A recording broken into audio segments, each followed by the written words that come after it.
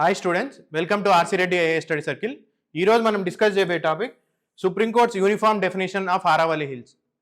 ఇటీవల జరిగిన పరిణామాలను మనం అబ్జర్వ్ చేస్తే సుప్రీంకోర్టు BS5 వెహికల్స్ని ఢిల్లీలో ఎంట్రీ కాకుండా నిషేధించింది.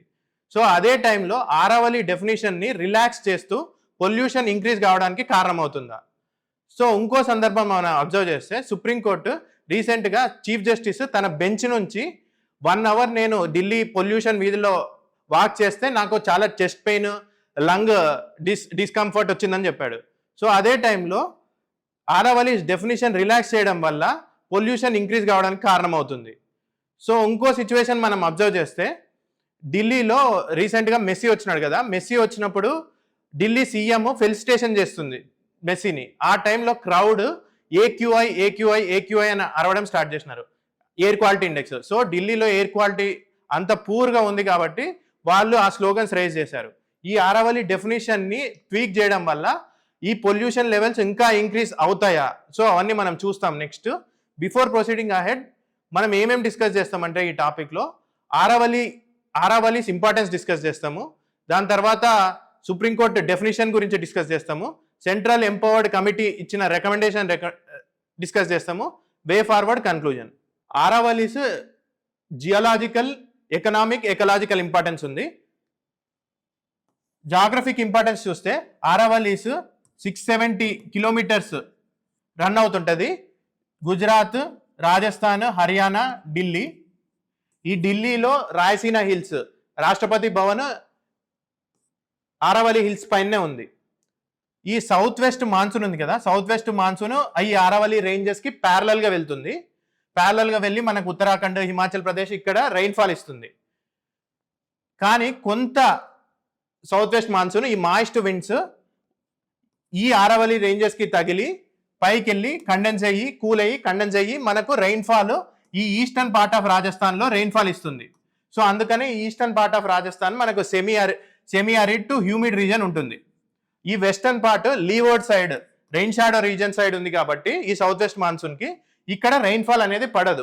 కాబట్టి దీన్ని ఇక్కడ థార్ డెజర్ట్ ఉంది, ఇది ఒక రీజన్, అంటే మాన్సూనల్ ఇంపార్టెన్స్. దాని తర్వాత మనకు ఈ థార్ డెజర్ట్ ఎక్స్పాన్షన్ ఈ ఆరావళి హిల్స్ ఆపుతుంది. నెక్స్ట్ ఇంపార్టెన్స్ ఏంటంటే ఈ ఆరావళిస్ అనేది ఓల్డ్ ఫోల్డ్ మౌంటైన్స్. ఇది 2 బిలియన్ ఇయర్స్ అగో ఫామ్ అయింది. 2 బిలియన్ ఇయర్స్ అగో ఫామ్ అయినప్పుడు దీని రేంజ్ వచ్చేసి 3000 to 4000 మీటర్స్ ఉండేది. దాని తర్వాత ఇది డెనూడ్ అయ్యి, అంటే వెదరింగ్, ఎరోజన్ వల్ల దీని హైట్ చాలా తగ్గింది. ఇప్పుడు దీని హైయెస్ట్ పీక్ గురు శిఖర్ మౌంట్ ఆబులో 1700 మీటర్స్ ఉంది. అదే మనం హిమాలయాస్తో కంపేర్ చేసుకుంటే ఇది చాలా తక్కువ. హిమాలయాస్ ఇంకా దాని రేంజెస్ ఇంక్రీజ్ అవుతూ ఉన్నాయి. హిమాలయాస్ హైయెస్ట్ మనకు మౌంట్ ఎవరెస్ట్ 8800 మీటర్స్ ఉంది. ఇది ఈ ఆరావళిస్ అనేది టెక్టోనికలీ స్టేబుల్, ఇది సెస్మికలీ యాక్టివ్ హిమాలయాస్. సో హిమాలయాస్తో కంపేర్ చేస్తే కూడా. నెక్స్ట్ ఈ ఆరావళిస్లో మనకు రివర్స్ చెంబల్, సరస్వతి, లూని ఇట్లాంటి రివర్స్ ఇక్కడే ఆరిజినేట్ అవుతాయి, లేకపోతే ఇక్కడ నుంచే ఫ్లో అవుతాయి. కొన్ని అరేబియన్ సీ వైపు ఫ్లో అవుతాయి, అక్కడ అరేబియన్ సీతో కలుస్తాయి. సో ఇది దీన్ని జాగ్రఫికల్ ఇంపార్టెన్స్ అని చెప్పుకోవచ్చు. తర్వాత ఎకలాజికల్ ఇంపార్టెన్స్ చూసుకుంటే మనకు ఇక్కడ national parks, wildlife sanctuaries, eco sensitive zones ఈ ఏరియాలో ఉన్నాయి. సో తర్వాత గ్రౌండ్ వాటర్ రీఛార్జ్ అక్విఫైయర్స్ కూడా చాలా ఉన్నాయి ఈ ఏరియాస్లో. ఈ ఎకలాజికల్ సిగ్నిఫికెన్స్తో పాటు ఇప్పుడు most important economic significance. Economic significance చూసుకుంటే మనకు metallic minerals, non metallic minerals చాలా ఈ ఏరియాలో అవైలబుల్గా ఉన్నాయి. మనకు like iron ore, lead, zinc, limestone, sandstone, marble, Makrana marble మనకు రాజస్థాన్లో ఫేమస్. సో అట్లాంటివన్నీ ఈ ఏరియాస్లో ఉన్నాయి. నెక్స్ట్ ఆరావళి సిగ్నిఫికెన్స్ తర్వాత మైనింగ్ డిస్కస్ చేద్దాము. 1990లో ఆరావళిస్లో ఫస్ట్ టైం మైనింగ్ స్టార్ట్ అయింది. ఈ 1990స్లో ఓన్లీ కొన్ని రెగ్యులేటెడ్ ఏరియాస్లోనే మైనింగ్కి అలౌ చేశారు, కానీ ఇల్లీగల్ మైనింగ్ ర్యాంపెంట్గా కంటిన్యూ అవుతూనే ఉంది. తర్వాత 2010లో సుప్రీంకోర్టులో ఒక కేసు ఫైల్ అయితే కొన్ని డిస్ట్రిక్ట్స్ ఆఫ్ హర్యానాలో కొన్ని డిస్ట్రిక్ట్స్లో మేవాట్, ఫరీదాబాద్, గుర్గావ్ ఈ ఏరియాస్లో మైనింగ్ని ఇంకా కంటిన్యూ చేయొద్దు అని సుప్రీంకోర్టు ఆర్డర్ చేసింది. కానీ ఎన్ఫోర్స్మెంట్ వీక్ ఉంది కాబట్టి ఆ ఏరియాస్లో ఇంకా మైనింగ్ అట్లానే కంటిన్యూ అయింది. సుప్రీంకోర్టు తర్వాత 2014లో సెంట్రల్ ఎంపవర్డ్ కమిటీకి మీరు రికమెండేషన్స్ ఇవ్వండి, నాకు ఈ సస్టైనబుల్ మైనింగ్ ప్రాక్టీసెస్ ఆరావళి రేంజెస్లో ఏ విధంగా చేయాలి అని సుప్రీంకోర్టు చెప్పింది. ఈ సెంట్రల్ ఎంపవర్డ్ కమిటీ అనేది ఒక స్టాట్యుటరీ ఆర్గనైజేషన్. ఇది గోదావరమన్ కేసులో సుప్రీంకోర్టు ఆ స్టాట్యుటరీ ఆర్గనైజేషన్ని కన్స్టిట్యూట్ చేసింది. సో అది ఈ రికమెండేషన్ సస్టైనబుల్ మైనింగ్ ప్రాక్టీసెస్ ఏ విధంగా చేయాలి ఆరావళి హిల్స్లో అనేది అది రికమెండేషన్స్ ఇచ్చింది. ఆ రికమెండేషన్స్ మళ్ళీ మనం తర్వాత డిస్కస్ చేద్దాము. సో ఈ రికమెండేషన్స్ దీనికి అన్ని పోయేక ముందు మనము ఈ ఆరావళి రేంజెస్ డెఫినేషన్ గురించి డిస్కస్ చేయాలి. ఈ ఆరావళి గుజరాత్, రాజస్థాన్లో మోర్ దాన్ 80% ఆరావళి రేంజెస్ రాజస్థాన్లోనే ఉంటాయి. ఈ రాజస్థాన్, హర్యానా, ఢిల్లీ అన్నాం కదా. ఈ ఢిల్లీలో 5 డిస్ట్రిక్ట్స్ ఉంటాయి ఆరావళి రేంజ్ డిస్ట్రిక్ట్స్. ఈ ఢిల్లీలో ఉన్న దాంట్లో మైనింగ్ ఏం చేయడం లేదు, మిగతా దాంట్లో మైనింగ్ అనేది చేస్తున్నారు. కానీ యూనిఫామ్ డెఫినేషన్ అంటూ లేదు. ఆరావళి అంటే ఎంత హైట్లో ఉండేదాన్ని హిల్ రేంజ్గా డిక్లేర్ చేస్తారు, ఎంత హైట్ ఉండేదాన్ని హిల్గా డిక్లేర్ చేస్తారు అనేది యూనిఫామ్ డెఫినేషన్ లేదు. అంటే గుజరాత్ ఒక క్రైటీరియా ఫాలో అవుతుంది, రాజస్థాన్ ఒక క్రైటీరియా ఫాలో అవుతుంది, హర్యానా ఒక రాగా ఫాలో అవుతుంది. దానివల్ల ఏమవుతుందంటే ఇల్లీగల్గా మైనింగ్ ప్రాక్టీసెస్ అట్లానే ర్యాంపెంట్గా జరుగుతున్నాయి.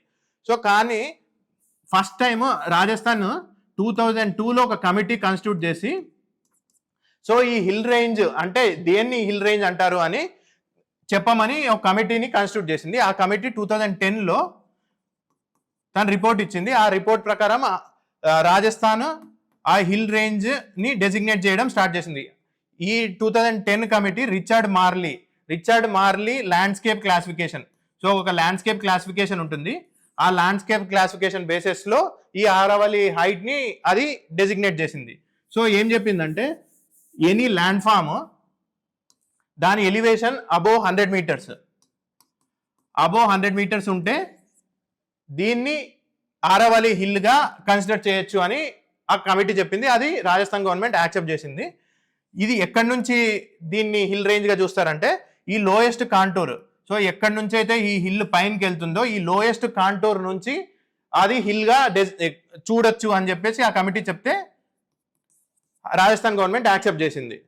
తర్వాత డిఫరెంట్ స్టేట్ గవర్నమెంట్స్ కూడా మేము రాజస్థాన్ డెఫినేషన్ వైపు మేము కూడా చూస్తామని చెప్పాయి. కానీ ఏ స్టేట్ గవర్నమెంట్ డెఫినేషన్ అనేది ఇవ్వలేదు. దాని తర్వాత ఫారెస్ట్ సర్వే ఆఫ్ ఇండియా కూడా ఒక డెఫినేషన్తో వచ్చింది. అది కూడా elevation landform elevation 100 metres ఉండాలి. దీని లోయెస్ట్ కాంటూర్ నుంచి ఇది కౌంట్ చేస్తారు ఈ ఎలివేషన్ని. దాని తర్వాత దీని స్లోప్ గ్రేటర్ దాన్ 3 degrees ఉండాలి. సో ఇట్లా స్లోప్ ఉంటుంది కదా, ఇది గ్రేటర్ దాన్ 3 degrees ఉండాలి. దాంతోపాటు ఇక్కడ బఫర్ 100 మీటర్స్ బఫర్ పెట్టారు, 100 మీటర్స్ బఫర్ పెట్టాలి. సో హిల్ రేంజ్, సో ఇక్కడ అంతా మైనింగ్ ఏమి చేయకూడదు. సో దాంతోపాటు ఇది ఒక ఆరావళి అనేది ఇది ఒక హిల్ రేంజ్ అంటే 2 or more ఇంటర్కనెక్టెడ్ హిల్స్ ని హిల్ రేంజ్ అంటారు. ఈ హిల్ రేంజ్ గా డెసిగ్నేట్ చేయాలంటే ఈ హిల్ కి మధ్యలో డిస్టెన్స్ 500 మీటర్స్ ఉండాలి. సో ఒకటి ఎలివేషన్ 100 మీటర్స్ ఉండాలి, బఫర్ 100 మీటర్స్ ఉండాలి, హిల్ రేంజ్ కి ఒక హిల్ కి ఇంకో హిల్ కి మధ్య డిస్టెన్స్ 500 మీటర్స్ ఉండాలి, ఇంకోటి స్లోప్ గ్రేటర్ దాన్ 3 degrees ఉండాలి, ఇంకోటి ఏదన్నా హిల్ రేంజెస్ ఇట్లా ఎన్క్లోజ్ అయి ఉంటాయో ఈ లోపల ఏరియా కూడా హిల్ గానే డిక్లేర్ చేస్తారు, అక్కడ కూడా మైనింగ్ చేసుకోకూడదు. ఇది FSI forest survey of India ఈ డెఫినేషన్ ఇచ్చింది. ఈ డెఫినేషన్ కూడా సుప్రీంకోర్టు యాక్సెప్ట్ చేయలేదు, అది మనం తర్వాత చూస్తాం. తర్వాత ఇంకో కమిటీ ఎన్విరాన్మెంట్ మినిస్ట్రీ ఒక టెక్నికల్ కమిటీని కాన్స్టిట్యూట్ చేసింది.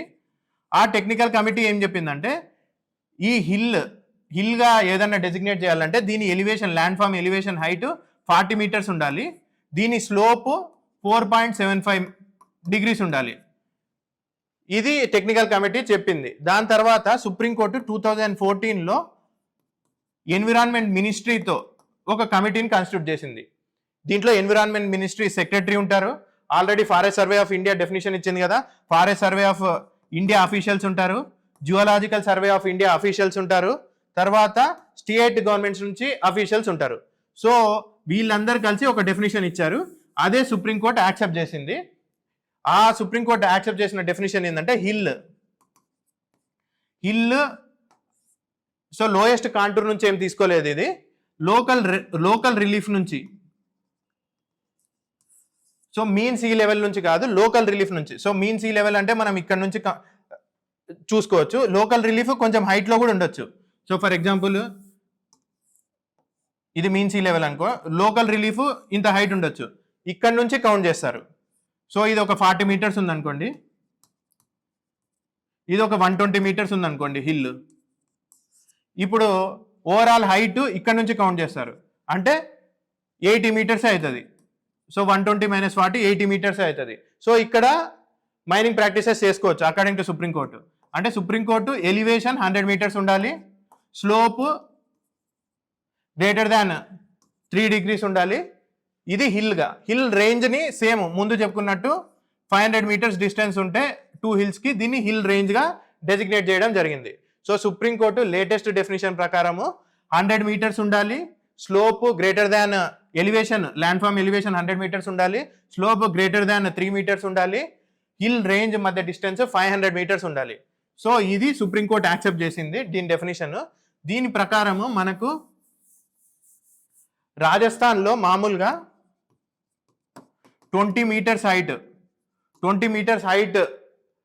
కంటే హైట్ ఉండే హిల్ రేంజెస్ 12,000 ఉన్నాయన్నమాట. ఇప్పుడు ఈ 100 మీటర్స్ కంటే హైట్ ఉండేది ఓన్లీ 1,000 ఉన్నాయి. సో అంటే ఇక్కడ 11,000 హిల్స్ ఇప్పుడు వాళ్ళు మైనింగ్ చేసుకోవచ్చు. అంటే ఇక్కడ ఓన్లీ టోటల్గా మనం కంపేర్ చేస్తే 6.7% ఈ డెఫినేషన్లో హిల్ రేంజ్గా కన్స్టిట్యూట్ అవుతాయి. సో మిగతావన్నీ మనం మైనింగ్ చేసుకోవచ్చు.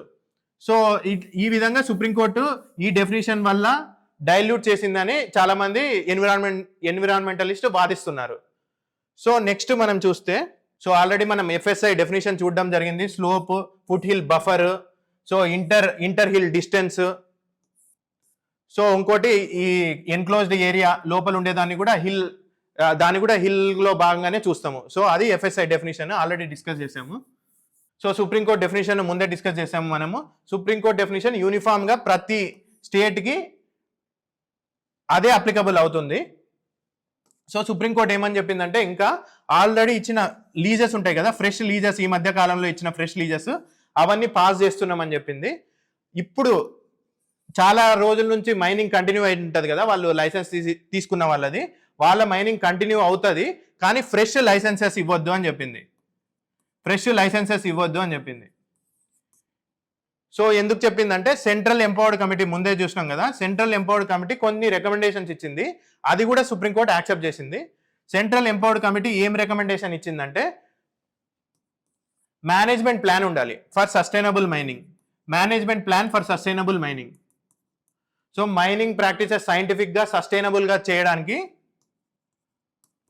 ఒక ప్లాన్ అనేది ఉండాలి. ఆ ప్లాన్ మొత్తం మ్యాప్, ఆరావళి హిల్స్ ని మొత్తం మ్యాప్ చేసిన తర్వాత ఏది ఆరావళి హిల్స్ కన్స్టిట్యూట్ అవుతుంది అది మొత్తం మ్యాపింగ్ చేసిన తర్వాతే మనకు కొత్త లైసెన్సెస్ అనేది ఇవ్వాలి. అంతవరకు లైసెన్సెస్ ఇవ్వకూడదు.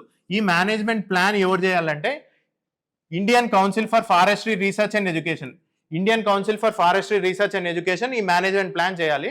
ఇది మీకు ప్రిలిమ్స్ లో ఈ క్వశ్చన్ అడగొచ్చు. సో ఎవరు మేనేజ్మెంట్ ప్లాన్ చేస్తారు అని. So Indian council for forestry research and education చేస్తుంది. దాని తర్వాత దాని రికమెండేషన్స్ ఇంకా ఏమేమి ఉన్నాయంటే, ఎన్విరాన్మెంట్ ఇంపాక్ట్ అసెస్మెంట్. ఏదైనా మైనింగ్ చేస్తున్నప్పుడు ఎన్విరాన్మెంట్ ఇంపాక్ట్ అసెస్మెంట్, ఎన్విరాన్మెంట్ పైన ఏమన్నా ఇంపాక్ట్ ఉందా అన్ని చూడాలి. సో మైనింగ్ వల్ల మనకు చాలా పొల్యూషన్ ఇంక్రీజ్ అవుతుంది. So ground water recharge, so already aquifers ఉన్నాయన్న ముందు. సో అక్విఫైర్స్ ఈ గ్రౌండ్ వాటర్ రీఛార్జ్ సరిగ్గా జరగదు, అక్విఫైర్స్ డిస్ట్రాయ్ అవుతాయి కాబట్టి. సో ఇంకా ఇది మైనింగ్ ఇప్పుడు మనము ముందు చూసినాం కదా 20 మీటర్స్ అనేది. ఈ 20 మీటర్స్ కనీసం ఈ 20 మీటర్స్ హిల్ హైట్ ఉండాలి, లేకుంటే ఈ శాండ్ డ్యూన్స్ ఆపలేదన్నమాట.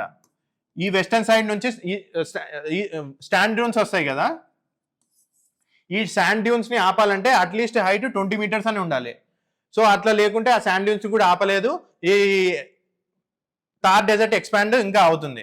సో అందుకని ఎన్విరాన్మెంట్ ఇంపాక్ట్ అసెస్మెంట్ చేయాలి.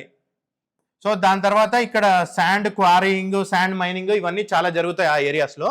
సో ప్రాపర్ రెగ్యులేషన్ ఉండాలి ఈ మైనింగ్ ఏరియాస్లో.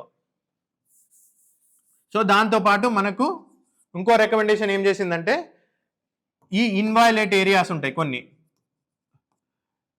వైల్డ్ లైఫ్ శాంచరీస్, నేషనల్ పార్క్స్, ఇట్లాంటి ఇన్వైలేట్ ఏరియాస్ని దాని వైపు మైనింగ్ అనేది చేయకూడదు అని చెప్పింది. సో ఇంకా దీంతో పాటు ఈ ఎన్విరాన్మెంట్ ఇంపాక్ట్ అసెస్మెంట్ అంటే మనము ఒక ప్రాజెక్ట్కే చేస్తాము. సో వీళ్ళు ఏమని చెప్పినారంటే cumulative impact assessment. So cumulative environment impact assessment. So 3-4 projects, ఒక 10 ప్రాజెక్ట్స్ ఈ ఏరియాలో ఉన్నాయనుకో, ఈ కుములేటివ్గా ఈ ప్రాజెక్ట్స్ వల్ల ఎన్విరాన్మెంట్ మీద ఏం ఇంపాక్ట్ పడుతుంది అవి కూడా చూడాలి. సో ఇవన్నీ రికమెండేషన్స్ చేసింది సెంట్రల్ ఎంపవర్డ్ కమిటీ. సుప్రీంకోర్టు దాన్ని కూడా యాక్సెప్ట్ చేసింది. సో డెఫినేషన్ని యాక్సెప్ట్ చేసింది, ఎన్విరాన్మెంట్ మినిస్ట్రీ ఇచ్చిన డెఫినేషన్ యాక్సెప్ట్ చేసింది, సెంట్రల్ ఎంపవర్డ్ కమిటీ ఇచ్చిన రికమెండేషన్స్ని కూడా సుప్రీంకోర్టు యాక్సెప్ట్ చేసింది. సో ఇప్పుడు ఇంపాక్ట్ చూస్తే మనకు ఆరవల్లి హిల్స్ ఉన్నందువల్ల మనకు orographic rainfall, south west monsoon నుంచి ఓరోగ్రఫిక్ రైన్ఫాల్ ఇక్కడ పడుతుంది. ఒకవేళ ఈ హిల్స్ లేకుంటే మనకు ఉత్తరాఖండ్, హిమాచల్ ప్రదేశ్లో ఎక్సెసివ్ రైన్ఫాల్ పడుతుంది. దాని తర్వాత హిమాలయాస్ నుంచి తగులుకొని మళ్ళీ వెనకలకు వచ్చి ఈ బీహార్ ఈ ఏరియాస్లో కూడా మనకు ఎక్కువ రైన్ఫాల్ పడవచ్చు, అక్కడ ఫ్లడ్స్ కూడా కాజ్ చేయొచ్చు. దాని తర్వాత మనకు థార్ డెజర్ట్ ఎక్స్పాన్షన్, ఈస్ట్వర్డ్ ఎక్స్పాన్షన్ జరగవచ్చు. దాని తర్వాత మనకు గ్రౌండ్ వాటర్ రీఛార్జ్ సరిగ్గా జరగకపోవచ్చు. సో 1 హెక్టార్ ఆ ఏరియా 2 మిలియన్ లీటర్స్ ఆఫ్ వాటర్ని అక్విఫైర్లో రీఛార్జ్ చేస్తుంది. సో దీన్ని కొట్టేయడం వల్ల ఈ ఏరియాలో సో ఇంత వాటర్ మనకు రాకుండా వెళ్తుంది, అక్విఫైర్ రీఛార్జ్ జరగదు. దీనివల్ల మనకు గ్రౌండ్ వాటర్ పొల్యూషన్ జరుగుతుంది. సో సాయిల్ డిగ్రేడేషన్ జరుగుతుంది మైనింగ్ ప్రాక్టీసెస్ వల్ల. దానివల్ల డెజర్టిఫికేషన్ ఇంకా ఇంక్రీజ్ అవ్వచ్చు. సో డెజర్టిఫికేషన్ అంటే soil degradation in arid and semi arid areas, ఈ ఏరియా దాన్ని కూడా డెజర్టిఫికేషన్ అంటారు. సో సాయిల్ డిగ్రేడేషన్ వల్ల మనకు డెజర్టిఫికేషన్ కూడా ఇంక్రీజ్ కావడానికి కారణం అవుతుంది. దానివల్ల అగ్రికల్చర్ మీద ఇంపాక్ట్ ఉంటుంది, ఫుడ్ సెక్యూరిటీ మీద ఇంపాక్ట్ ఉంటుంది. సో క్రాప్స్ సరిగ్గా పండవు కాబట్టి అగ్రికల్చర్ మీద ఇంపాక్ట్, దానివల్ల ఫుడ్ ఇన్సెక్యూరిటీ వస్తుంది. సో దీనివల్ల చాలా ఇంపాక్ట్ ఉంటుంది. సో ముందు చెప్పుకుంటున్నట్టు కొంతమంది ఎన్విరాన్మెంటలిస్ట్ ఏం చెప్తున్నారంటే, ఈ డెఫినేషన్ వల్ల 90% ఆఫ్ ద ఆరావళి హిల్స్ ఇప్పుడు మైనింగ్ చేసుకోవచ్చు. ఎఫ్ఎస్ఐ వాళ్ళు ఏం చూస్తున్నారంటే, ఎఫ్ఎస్ఐ ప్రీవియస్గా కొన్ని రిపోర్ట్స్ ఇచ్చింది, ఫారెస్ట్ సర్వే ఆఫ్ ఇండియా. ఆ రిపోర్ట్స్ని బట్టి చూస్తే ఈ ఆరావళి హిల్స్లో 90% ఆఫ్ ద హిల్స్ 100 మీటర్స్ కంటే తక్కువనే ఉన్నాయి. సో ఇవన్నీ వాళ్ళు ఇప్పుడు మైనింగ్ చేసుకోవచ్చు. So big companies, private investment, foreign investment ఈ ఏరియాస్లోకి వచ్చి big companies, real estate companies ఇవన్నీ మైనింగ్ చేసి సో పొల్యూషన్ ఇవన్నీ కాజ్ చేసుకోవచ్చు. ఇప్పుడే ఢిల్లీలో AQI one of the worst, వరల్డ్లోనే worst AQI, so air quality index ఉంది. సో ఇప్పుడు దీనివల్ల పొల్యూషన్ ఇంకా ఇంక్రీజ్ అవుతుంది ఈ ఏరియాస్, ఢిల్లీ ఎన్సీఆర్ రీజన్లో. సో ఇంకా వర్సన్ అవుతుంది. సో దానివల్ల రెస్పిరేటరీ డిసీజెస్, హెల్త్ ఇంపాక్ట్స్ చాలా ఉంటాయి ఈ ఏక్యూఐ ఎక్కువ పెరగడం వల్ల. సో పొల్యూషన్ లెవెల్స్ కూడా చాలా ఇంక్రీజ్ అవుతాయి. సో కానీ గవర్నమెంట్ ఏం చెప్తుందంటే, గవర్నమెంట్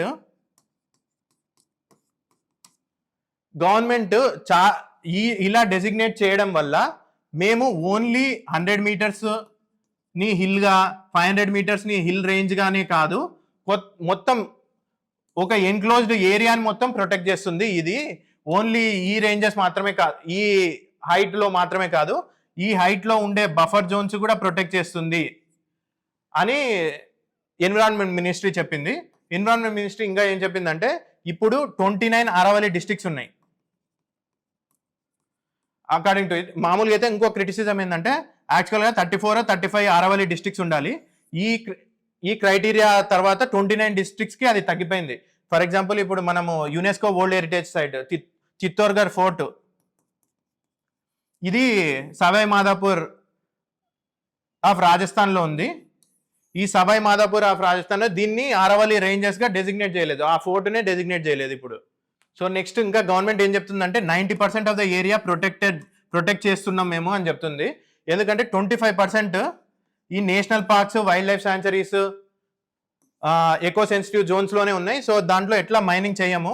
ఇంకా కొన్ని ఏరియాస్, ఫర్ ఎగ్జాంపుల్ ఉదయ్పూర్ డిస్ట్రిక్ట్స్లో 90% 100 మీటర్స్ అబోవ్ ఉన్నాయి కాబట్టి దాన్ని మేము మైనింగ్ చేయము. సో సాబర్కంఠ, గుజరాత్లో సాబర్కంఠ అనే డిస్టిక్ ఉంది. ఆ డిస్టిక్లో 85% ఆఫ్ ద ఏరియా ప్రొటెక్టెడే ఉంటుంది ఆరావళి రేంజెస్. సో గవర్నమెంట్ కూడా కొన్ని స్టాటిస్టిక్స్ ఇస్తుంది, దీనివల్ల పెద్ద ఇంపాక్ట్ ఏమి ఉండదు అని. ఇప్పుడు నెక్స్ట్ చూసుకుంటే గ్రీన్ వాల్ ఇనిషియేటివ్. ఈ green wall initiative great green wall initiative of Africa నుంచి ఇన్స్పైర్ అయ్యి ఈ ప్రోగ్రామ్ లాంచ్ చేసినాం. ఆ ఆఫ్రికాలో సహారా రీజన్లో డెజర్టిఫికేషన్ ఇంక్రీజ్ అవుతుంది కాబట్టి సహారా సాహెల్ రీజన్లో ఇక్కడ జిబూతి నుంచి సెనిగల్లో డాకార్ వరకు మనము అఫారెస్టేషన్, రిఫారెస్టేషన్ మెజర్స్, సాయిల్ డిగ్రేడేషన్ కాకుండా ఉండడానికి మెజర్స్ తీసుకుంటారు. సో అక్కడ నుంచి ఇన్స్పైర్ అయ్యి మనము గ్రీన్ వాల్ ఇనిషియేటివ్ అనే ప్రోగ్రామ్ లాంచ్ చేసినాం. ఇక్కడ మనకు ఆరావళి డిస్ట్రిక్ట్స్లో 5 కిలోమీటర్స్ బఫర్ పెట్టి ఈ హిల్స్ దగ్గర మనకు అఫారెస్టేషన్, రిఫారెస్టేషన్, సాయిల్ డిగ్రేడేషన్ కాకుండా ఉండడానికి మెజర్స్ తీసుకుంటాము. సో ఇది ఒక ఇనిషియేటివ్ తీసుకుంది గవర్నమెంట్. ఇంకోటి ఏంటంటే government UN convention to combat desertification అనే ఒక కన్వెన్షన్ ఉంది. దీంట్లో భాగంగా గవర్నమెంట్ ఇండియా ఏం చెప్పిందంటే India 26 million hectares degraded land ఉంది. ఇండియాలో 26 మిలియన్ డిగ్రేడెడ్ ల్యాండ్ని మేము రిస్టోర్ చేస్తాం బై 2030 అని గవర్నమెంట్ ఒక ఏం పెట్టుకుంది. సో దాంతోపాటు land neutrality, land degradation neutrality by 2030 so అనే ఏం కూడా గవర్నమెంట్ పెట్టుకుంది. సో ఇలాంటి దానిలను కన్జర్వ్ చేయడానికి. సో ఇంకోటి మనము సిమిలర్గా ఒకటి చూస్తాము, వెస్టర్న్ ఘాట్స్లో మైనింగ్ ప్రాక్టీసెస్ కంటిన్యూ చేయాలంటే ఫస్ట్ మాధవ్ గాడ్గిల్ కమిటీని కాన్స్టిట్యూట్ చేస్తారు. Madhav Gadgil committee entire western ఘాట్స్ని 3 ఎకో సెన్సిటివ్ జోన్స్గా డివైడ్ చేస్తుంది. చాలా ప్రొటెక్షన్, ఇప్పుడు దాదాపు 100% ప్రొటెక్షన్ వెస్టర్న్ ఘాట్స్లో మైనింగ్ చేసుకోకూడదు అన్నట్టు మాధవ్ గాడ్గిల్ కమిటీ ఇస్తుంది. సో దాని తర్వాత దీన్ని డైల్యూట్ చేయాలంటే ఇంకో కమిటీ కాన్స్టిట్యూట్ చేయాలి కదా, గవర్నమెంట్ ఇంకో కమిటీ కాన్స్టిట్యూట్ చేస్తుంది. ఇది కస్తూరి రంగన్ కమిటీ. ఈయన 37% ఆఫ్ వెస్టర్న్ ఘాట్స్ని ప్రొటెక్టెడ్గా చేస్తాడు. మిగతా దాంట్లో మనం మైనింగ్ చేసుకోవచ్చు. ఈయన ఏం చేస్తాడంటే న్యాచురల్ ల్యాండ్స్కేప్స్ అంటే న్యాచురల్గా ఉండేటివి, కల్చరల్ ల్యాండ్స్కేప్స్ అంటే హ్యూమన్ ప్రజెన్స్ ఇవి ఉండేటివి. సో రెండు విధాలుగా డివైడ్ చేసి 37% ప్రొటెక్టెడ్, మిగతా దాంట్లో మైనింగ్ చేసుకోవచ్చు అని చెప్పింది. సిమిలర్గా మనం ఇప్పుడు చూస్తే ఇక్కడ, సో ఇది కూడా మనకు ప్రిలిమ్స్లో, యూపీఎస్సీ ప్రిలిమ్స్లో, గ్రూప్ 1 ప్రిలిమ్స్లో కూడా అడిగినారు. సో మాధవ్ గాడ్గిల్ కమిటీ ఎందుకు కాన్స్టిట్యూట్ చేసినారు, సో కస్తూరి రంగన్ కమిటీ ఎందుకు కాన్స్టిట్యూట్ చేసినారు, వీళ్ళ రికమెండేషన్ ఏమి ఇచ్చినారు, వీళ్ళ రికమెండేషన్ ఏమి ఇచ్చినారు. సో ఇప్పుడు కరెంట్ అఫైర్స్లో లేదు కాబట్టి అది మనం జస్ట్ సినాప్సిస్ డిస్కస్ చేసాము. సో ఇప్పుడు సిమిలర్గా మనకు ఎన్విరాన్మెంట్ మినిస్ట్రీ ఒక కమిటీని కాన్స్టిట్యూట్ చేసింది ఫస్ట్ స్టార్టింగ్లో. అది 4.5 డిగ్రీ స్లోపు, 4.75 డిగ్రీస్ స్లోపు కంటే ఎక్కువ ఉండాలి. ఇంకోటి 40 డిగ్రీస్ హైట్ ఎలివేషన్ ఉంటే దాన్ని హిల్గా డెసిగ్నేట్ చేయొచ్చు అని చెప్పింది. సో ఇలా డెసిగ్నేట్ చేసింటే మనం చాలా ఏరియాని ప్రొటెక్ట్ చేసి ఉండొచ్చు. కానీ ఎన్విరాన్మెంట్ మినిస్ట్రీ ఇలా కాకుండా ఇంకో కమిటీని కాన్స్టిట్యూట్ చేసి 100 metres elevation, slope 3 degree slope, greater than 3 degree slope ఇచ్చేసి చాలా హిల్స్ మైనింగ్కి అలౌ చేసే విధంగా డెఫినేషన్ని చేంజ్ చేసింది. సో గవర్నమెంట్ ఏదన్నా చేయాలనుకుంటే ఇట్లా డిఫరెంట్ కమిటీస్ కాన్స్టిట్యూట్ చేసి డెఫినేషన్స్ చేంజ్ చేయడానికి చేంజ్ చేస్తుంది అని ఒక ఎగ్జాంపుల్ చెప్పినాను. సో ఇవి సో వే ఫార్వర్డ్ మనం చూసుకుంటే, so FSI, so pollution already ఢిల్లీలో చాలా ఉంది, ఏక్యూఐ వరల్డ్లోనే వర్స్ట్గా ఉంది. దాని తర్వాత ఈ ఎన్సీఆర్ రీజన్, హర్యానా రీజన్లో ఇల్లీగల్ మైనింగ్ అట్లనే కంటిన్యూ అవుతుంది. సో దాన్ని అరికట్టడానికి, ఈ పొల్యూషన్ని అరికట్టడానికి మనము ఎఫ్ఎస్ఐ డెఫినేషన్ తీసుకొని, forest survey of India definition ముందు చెప్పినాం కదా, ఆ డెఫినేషన్తో పాటు sustainable mining practices, so central empowered committee చెప్పిన రికమెండేషన్ని ఇంప్లిమెంట్ చేయమని మనం కన్క్లూడ్ చేసుకోవచ్చు. సో ఆ విధంగా మనం ఎన్విరాన్మెంట్ని కాపాడిన వాళ్ళం అవుతాము. మైనింగ్ మనకి ఇండస్ట్రియలైజేషన్కి లేకపోతే మనము ఎకనామిక్ డెవలప్మెంట్కి ఇండియా ఎమర్జింగ్ కంట్రీ అవుతుంది. సో దానికి మైనింగ్ కూడా అవసరమే. సో దాన్ని రెండు బ్యాలెన్స్ చేసినట్టు అవుతుంది. సో అది కన్క్లూడ్ చేయొచ్చు మీరు ఆ విధంగా. ఇప్పుడు next prelims question, uniform definition of Aravalli ranges adopted by Supreme Court in 2025 identifies the range on the basis of slope greater than 3 degrees, a 100-meter buffer around the foothills, hills above 100 meters in height, presence of forest cover. So దీని answer మీరు కామెంట్స్లో చెప్పండి. Next mains question, why did supreme court adopt 100-meter height based uniform definition for identifying the Aravalli ranges, analyze its likely impacts on environment protection and mining governance. So ఇక్కడ కొంచెం తప్పు పడింది, మీరు చూసుకోండి. సో ఇది మెయిన్స్ ప్రాక్టీస్ క్వశ్చన్. వీడియో కన్నా నచ్చితే like, share and subscribe చేయండి. మీకు ఏదైనా టాపిక్ గురించి కావాలి అని అనుకుంటే కామెంట్స్లో అడగండి. Thank you.